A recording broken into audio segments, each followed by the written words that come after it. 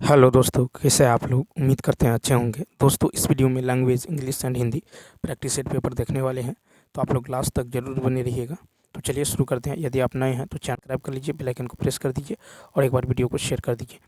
देखिए, कहता है कि read the flowing passage and answer the questions given below. कहता है teaching more even than most other profession has been transformed during the last 100 years from a small, highly skilled profession concerned with a minority of the population to a large and important branch of public services. The profession has a great and honorable tradition extending from the dawn of history recent time, but any teachers in the modern world who allow himself to be inspired by the deals of the predecessors is likely to be made sharply aware that it is not his function to teach what he thinks, but to instill such beliefs and prejudice as thought useful by his employers. देखिए, question है, कहता in ancient times the teaching profession was, इसका right answer होगा C, यानी limited to a highly skilled minority. Next है कि what was transformed teaching into a important branch of public services is. तो दो का राइट आंसर होने वाला है बी ऑप्शन, यानी टेक्निकल डेवलपमेंट। ठीक है, नेक्स्ट क्वेश्चन है कि according to the passage in modern times a successful teacher is primarily supposed to. तो यहाँ पे जो राइट आंसर हो जाएगा सी ऑप्शन हो जाएगा, यानी the lines preferred by those in authority. ठीक है, नेक्स्ट क्वेश्चन देखिए, क्वेश्चन नंबर देखिए 4 है। कहा है कि the modern teaching teacher is not able to follow ideal of the predecessors because. तो 4 का हो जाएगा ए ऑप्शन, यानी of tremendous advance advancements in professional skill. ठीक है, तो 4 का क्या हो जाएगा, तो 4 का हो जाएगा आपको ए ऑप्शन। नेक्स्ट, अब देखिए दी ऑथर सिम्स टू, 5 का हो जाएगा ए ऑप्शन, यानी B against the current trends in the teaching profession. Next question number देखिए, कहता fill in the blanks with the most appropriate word.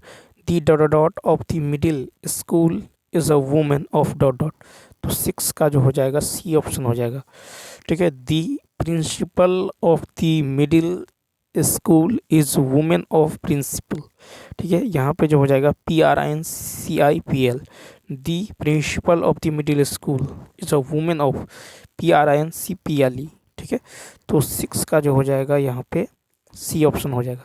तो देखिए, वाक्य में मिडिल स्कूल की चर्चा होने के कारण रिक्त स्थान पर क्या होगा, प्रिंसिपल यानी प्रधानाचार्य का प्रयोग होगा, तथा दूसरे रिक्त स्थान का जो है सिद्धांत, ठीक है, संबंध जो है सिद्धांत से, इसलिए यहाँ पे PRINCIPLE का यूज किया जाएगा। नेक्स्ट क्वेश्चन है कि select the most appropriate one word substitution for the given words. कहता science regarding principle of classification. तो यहाँ पे जो 7 का होगा बी ऑप्शन हो जाएगा, यानी टेक्सोनोमी हो जाएगा। ठीक है, तो देखिए यहाँ पे science regarding principle of classification यानी टेक्सोनोमी, वस्तुओं का वर्गीकरण करने की वैज्ञानिक प्रक्रिया। ठीक है, तो ये हो जाएगा science regarding principle of classification, इसको बोलेंगे टेक्सोनोमी। ठीक है, यानी वस्तुओं का वर्गीकरण करने की वैज्ञानिक प्रक्रिया। और देखिए यहाँ पे टैक्सीडर्मी। ठीक है, तो टैक्सीडर्मी मतलब होता है चर्म प्रसाधन। ठीक है, चर्म प्रसाधन। और यहाँ पे है टॉक्सी, ठीक है, टॉक्सिकोलॉजी। तो टॉक्सिकोलॉजी मतलब विषविद्या।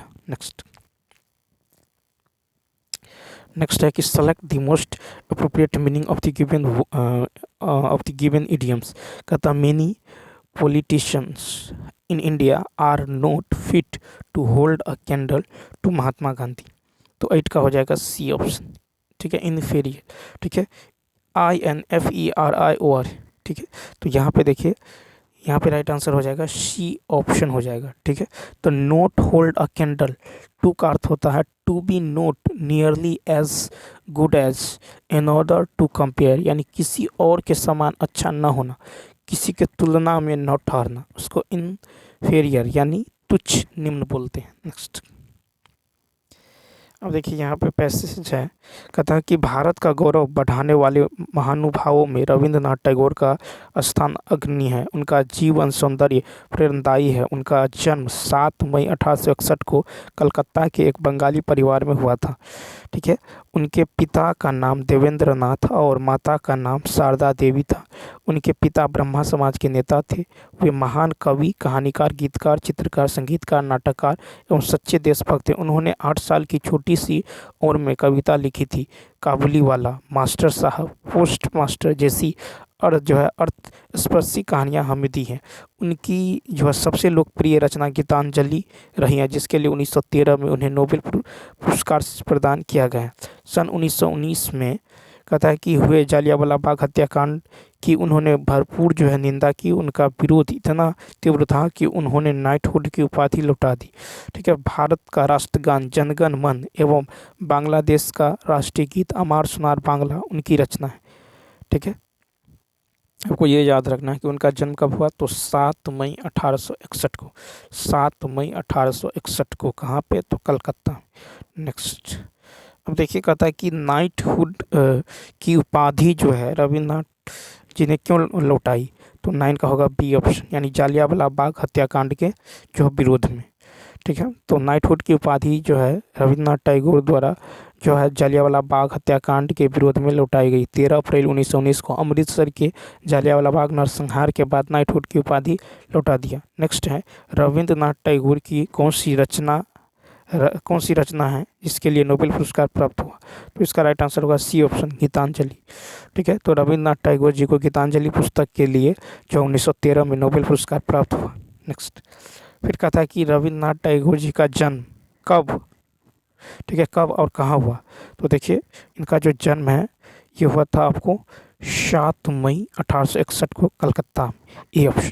तो रविन्द्रनाथ टैगोर जी का जन्म 7 मई 1861 ईस्वी में कलकत्ता में हुआ था। रविन्द्रनाथ टैगोर जी का पिता का नाम देवेंद्र नाथ टैगोर, माता का नाम शारदा देवी था। नेक्स्ट, 12 है कि उनके पिता कौन से समाज के नेता थे, तो ए ऑप्शन, ब्रह्मा समाज। तो रविन्द्रनाथ टैगोर के पिता देवेंद्र नाथ टैगोर ब्रह्मा समाज के नेता थे। 13 नंबर है कि जनगण मन राष्ट्रगान के रचनाकार हैं, तो 13 का होगा A option, Rabindranath Tagore. Next, देखिए कहता है कि निम्नलिखित पद्यांश को पढ़कर प्रश्न के उत्तर दें। कहता सूर्योदय सूर्यास्त असंख्यों, सोना ही सोना बरसा कर, मोल नहीं ले पाए इसको भीषण बादल, आसमान में गरज गरज कर, धरती को न कभी हर पाए, प्रलय सिंधु में डूब डूब कर, उभर उभर आई है ऊपर, भूचालों भूकंपों से यह मिट न सकी है। देखिए कहता है इस पद्यांश में मुख्यतः किसकी बात की गई है, तो 14 का सी ऑप्शन, यानी धरती की। नेक्स्ट है कि धरती पर आने वाले संकटों के लिए उपयुक्त शब्द नहीं है, तो 15 का बी, सिंधु। नेक्स्ट है, धरती को कौन डुबाना चाहता है, तो 16 का ए, यानी अत्यधिक वृष्टि। नेक्स्ट है कि धरती अनमोल के अनमोल है, भाव पद्यांश की किस पंक्ति से अभिव्यक्त हो रहा है, तो फिर ये होगा सी ऑप्शन, यानी मोल नहीं ले पाए इसको। ठीक है, मोल नहीं ले पाए इसको। नेक्स्ट, फिर है कि सिंधु का पर्यायवाची शब्द नहीं है, 18 का सी ऑप्शन, जलद। तो यहाँ पे देखिए सिंधु का पर्यायवाची शब्द जलद नहीं है, सिंधु का पर्यायवाची शब्द है उदधि, सागर, जल्दी आदि। सिंधु एक नदी का नाम है, अतः नदी का पर्यायवाची सरिता, तट्टिनी, तरंगिनी, प्रवाहिनी, तनुजा, सारंग, दरिया आदि है। 19 नंबर देखिए कहता है निम्नलिखित पद्यांश को समझकर सही छंद का चयन करें। कहता सुन से सत्य आशीष हमारी, पूजे ही मन कामना तुम्हारी। 19 का हो जाएगा ए ऑप्शन। यह क्या है? चौपाई है। ठीक है, तो यहाँ पे जो है क्या है, तो ये चौपाई है। देखिए 12वें के प्रथम और तृतीय चरणों में जो है 12 तथा द्वितीय और चतुर्थ चरणों में 7 मात्राएं होती हैं। ठीक है, 7 मात्राएं होती हैं।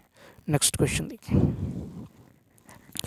नेक्स्ट क्वेश्चन की यदि बात करें तो नेक्स्ट है कि धक्का मुक्की शब्द के लिए, ठीक है, धक्का मुक्की शब्द के लिए नीचे दिए गए जो विकल्पों में से उपयुक्त समास छांटिए। तो सी ऑप्शन। ठीक है, क्या है? धक्का मुक्की द्वंद्व समास।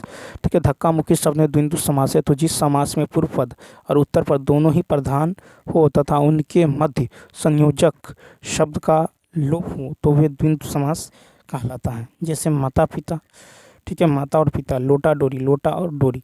ठीक है, समास के 6 भेद हैं। तत्पुरुष समास, ठीक है, कर्मधारय समास, बहुब्रीहि समास, ठीक है, द्वंद्व समास, द्विगु समास, अव्ययीभाव समास।